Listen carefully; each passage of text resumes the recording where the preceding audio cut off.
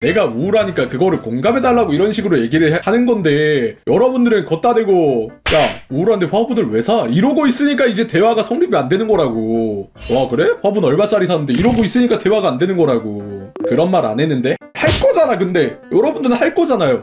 뭐 안 할 것처럼 얘기한다? 여러분들 이 얘기 들으면 무조건 그래? 화분 샀어? 얼마짜리? 약간 이럴 거잖아요. 윤치님 진짜 F인지 확인해보고 싶음? 친구, 나 우울해서 화분 샀어.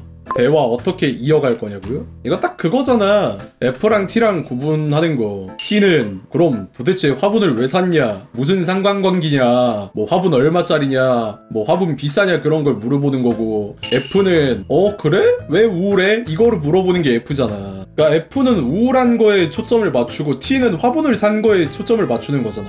근데 정확하게 T들은 그 화분에 초점을 맞추기보다는 도대체 우울한데 화분을 왜 사라는 그런 생각 회로 메커니즘이 있어.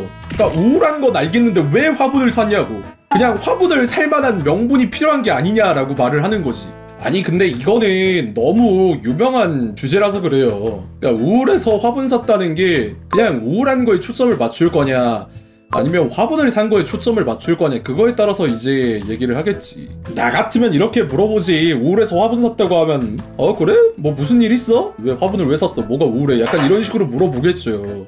나는 약간 그 사람의 감정부터 물어본다고. 아니 여러분들이 저를 계속 T라고 우기시는데 저 F라니까요. 아니 그러니까 여러분들이 이러니까 사이코패스 같다라는 말을 듣는 거야. 보통 사람들이 원하는 거는 내가 우울하니까 그거를 공감해달라고 이런 식으로 얘기를 하는 건데, 여러분들은 걷다 대고 야 우울한데 화분을 왜 사? 이러고 있으니까 이제 대화가 성립이 안 되는 거라고. 와 그래? 화분 얼마짜리 샀는데 이러고 있으니까 대화가 안 되는 거라고. 그런 말 안 했는데? 할 거잖아. 근데 여러분들은 할 거잖아요. 뭐 안 할 것처럼 얘기한다? 여러분들 이 얘기 들으면 무조건 그래? 화분 샀어? 얼마짜리?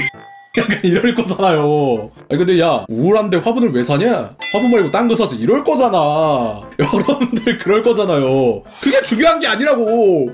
가격 물어볼 수 있지 않냐고요? 가격을 왜 물어보냐고.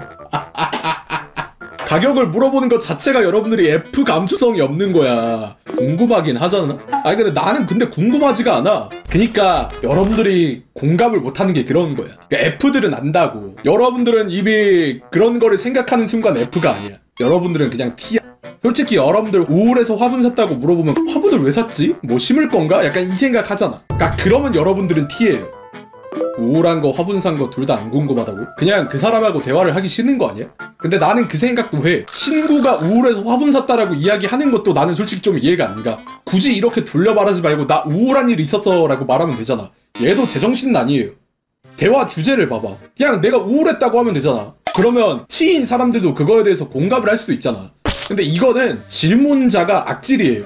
그냥 물어보면 되잖아. 왜 굳이 우울해서 화분 샀다라고 얘기를 해?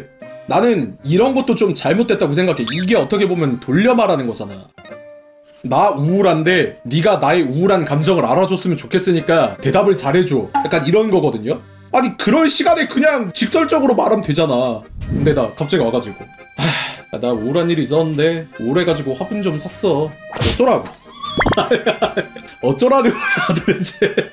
그러니까 이런 화법은 뭐냐면, 그러니까 내 개인적인 입장에서 만약 이런 식으로 얘기하잖아? 무슨 의도로 얘기하는 건지도 알거든? 근데 그 의도에 답해주기가 싫어. 이런 식으로 말하면. 근데 이런 거 얘기하다 보면 이제 확실히 느끼시지 않나요? 제가 F라는 거를?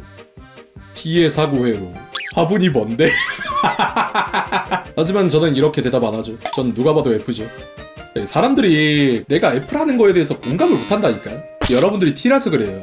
원래 사람이 다 그렇지만 나는 공감해달라고 하면 공감은 해주거든? 내가 공감하기 싫은 거는 공감 안 해. 공감하는 부분은 알겠는데 적당히 공감해야지 덜 피곤해가지고 선택적 공감을 하죠. 근데 나는 기본적으로 F긴 하거든? 근데 약간 선택적 F야. 오해하시면 안 돼요. 저는 F예요, F. 그게 좀 억울해. 사상자가 단 한 명뿐인 항공사고. 에어 트랜셋 236편 A330 여객기. 해당 여객기는 캐나다 토론토에서 포르투갈 리스본까지 이동할 예정이었다. 출발하기 직전 엔진에서 문제가 발생해 엔진 교체를 진행하였는데 불행하게도 설계가 변경되기 전 구버전 엔진이었다. 덕분에 여객기와 호환성 문제가 생겨 비행 중에 연료가 새기 시작했다. 그 와중에 대서양 항로가 복잡하다는 사유로 관제탑에서 남쪽으로 95km를 이동하라는 지시를 내린다. 이에 에어 트랜셋 236편은 항로를 변경하여 이동하던 중 우측 엔진 연료 부족 경고가 울리기 시작했고, 이에 파일럿은 좌측 엔진 연료를 우측으로 보냈다. 하지만 엔진의 문제로 연료는 계속 유출되었고 결국 모든 연료가 바닥나고 만다. 그렇게 비행기는 무동력 비행 상태가 되고 긴급하게 착륙지를 찾는데 대서양 한가운데에 착륙할 만한 섬 따위가 있을리? 는 아니고 있었다. 하지만 연료가 없는 사실상 무동력 글라이더로 한밤중에 작은 섬을 찾아서 착륙하는 건 불가능에 가까운 일이었다. 그나마 다행인 것은 연료가 없어도 전기가 끊어지지 않고 유지되고 있다는 점이다. 때마침 여객기가 섬 인근에 도착했을 때 태양이 떠오르면서 공공기지를 발견하게 되었다. 경험이 풍부한 파일럿은 공공기지에 도착하기 직전 여객기를 최대한 뒤틀고 기술을 들어올려 속도를 최대한 낮추면서 활주로에 들어섰다. 거기에다가 비행기 랜딩 기어가 충격을 못 버티고 그만 터지고 말았는데 오히려 그 덕에 마찰력이 늘어나 무사히 착륙할 수 있었다. 그렇게 에어 트랜셋 236편은 무사히 착륙하여 대부분의 승객이 무사히 탈출할 수 있었다. 왜 대부분이냐고. 이제 죽을 거라 생각한 남편이 부인에게 처제랑 바람 폈다고 고백하는 바람에 무사하지 못했다고 한다. 처제랑 바람을 왜 폈어? 넌 죽어라. 그래서 사망자가 한 명이구나.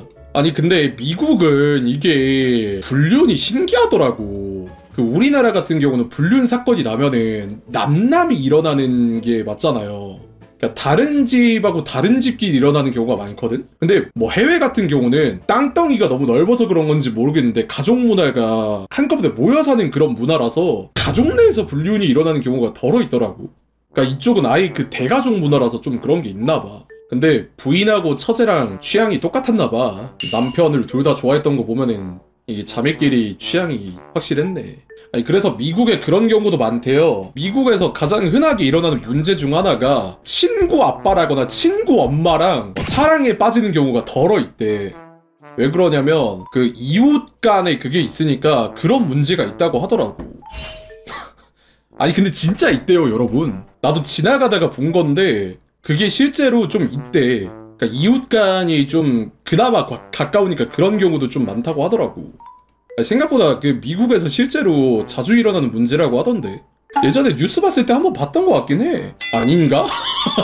아니 나 본 것 같은데? 아, 잠깐만요. 검색 한 번만 해볼게요. 아 근데 그 바로 치기만 해도 나오네. 검색창에 미국 친구 아빠 치니까 각종 커뮤니티에 의외로 미국에서 많이 일어나는 남녀 관계 해가지고 바로 나오네. 아니 그래 이게 바로 나온다니까? 아무튼 이 사람은 혼자서 다 살았는데 처제랑 바람 펴가지고 죽었다 라고 보시면 될 것 같아요.